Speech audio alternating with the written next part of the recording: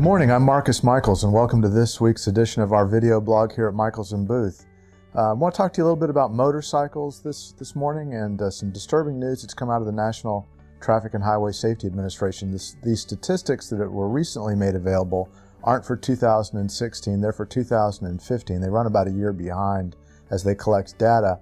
But for those of you out there like me that enjoy riding motorcycles, the news is pretty grim concerning the numbers of accidents going up and fatalities particularly, going up 30% between 2014 and 2015. And sadly, Escambia, Santa Rosa, and Okaloosa counties are among those counties with the highest increases in traffic fatalities for motorcyclists. I don't know what that means, and I'm not a statistician, but I've been a motorcycle enthusiast. I've been riding bikes since I was 15, and that's a long time ago. And a lot of people debate whether helmets help or whether helmets don't help and whether you have the right to ride without one. In my reading of the statistics, they're pretty clear that the use of a helmet and the use of boots and leather and making protective equipment a part of your riding style and your riding habit really does increase your chances of not only surviving an accident, but having a considerable hospital stay or serious injuries. Now, as a personal injury lawyer, I'm going to tell you my perspective is conflicted a little bit. I love riding motorcycles. I ride them all the time.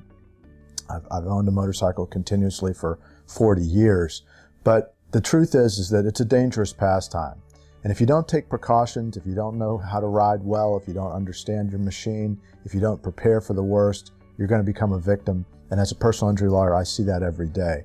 We don't conduct statistical analysis here within our firm, but I can tell you that right now, at this very moment, we represent no less than 6 victims of motorcycle accidents who have lost arms or legs as a result of the accident.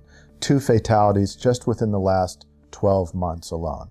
So we print, and everybody sees these bumper stickers. We have them free at our office. Anybody that walks in the door, look twice for motorcycles. And folks, it's incumbent upon those of us that do ride and those of you that don't ride that we understand that motorcycles are out there, they're difficult to see, and if you don't take good caution, you don't take great care, you're going to end up in a tragic accident, be it as the motorcyclist or as a driver that didn't see the motorcycle. So let's talk about some fundamentals of taking care of yourself.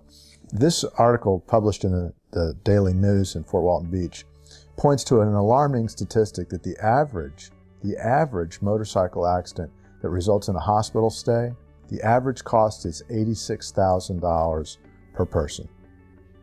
That's a shocking average if you think about it. Now, how do you pay for those injuries if you're a motorcyclist and you get hurt? You may be surprised to know, and I meet people that have been in motorcycle accidents every day that have been riding a long time and don't understand that the motorcycle insurance laws in Florida are much, much different than the car insurance laws in Florida. If you drive a car, you're required to carry PIP, personal injury protection, which is $10,000 worth of coverage, regardless of fault.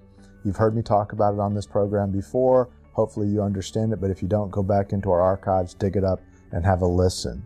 That $10,000 is available to pay your hospital bills, your medical bills, up to $10,000, regardless of who is at fault. But if you're on a motorcycle and you have that very same accident, you do not have PIP. They don't sell it. You're not required to have it. You don't have PIP on your motorcycle. You have it on your car. So if you're in a car accident, you're covered. If you're in a motorcycle accident, you're not. So then what? Well, hopefully you have health insurance, major medical or group health insurance provided by your employer or someone else. If you've got that, that's good news. But what if you're like the millions of Americans that don't? If you think you're covered under PIP or your car insurance, you're wrong. So what can you do? Here's what you need to do. Take out your pen, write it on the back of your hand, write UM, uninsured or underinsured motorist coverage. Call your adjuster, call your insurance agent, or go online and figure out whether you do or do not have UM. If your answer to me right now is that, hey, I have full coverage, the odds are you don't have UM. You have the minimum coverage that's required by law that people have become accustomed to calling full coverage. It's not full coverage. It's minimum coverage. Look at your hand, call and say, do I have UM? UM, which stands for uninsured or underinsured motorist coverage. You need that on your motorcycle and you need that on your car insurance policy, and they can be linked. They aren't necessarily, but you have to get them stacked and linked between those two policies. Please, if you ride a motorcycle, take a minute and look into this and get UM. It's easy for me to spend your money. I can tell you to go buy a Mercedes or go buy a Harley, and it's easy for me to tell you to do something that costs you money and doesn't cost me anything. But I'm telling you, as a motorcycle enthusiast and as a person that represents folks that have been hurt on motorcycles, you want UM. And to be honest with you, that's got nothing to do with motorcycles. If you drive a car or you have a car and you don't have UM, you're rolling the dice on whether the person that hits you has enough insurance coverage.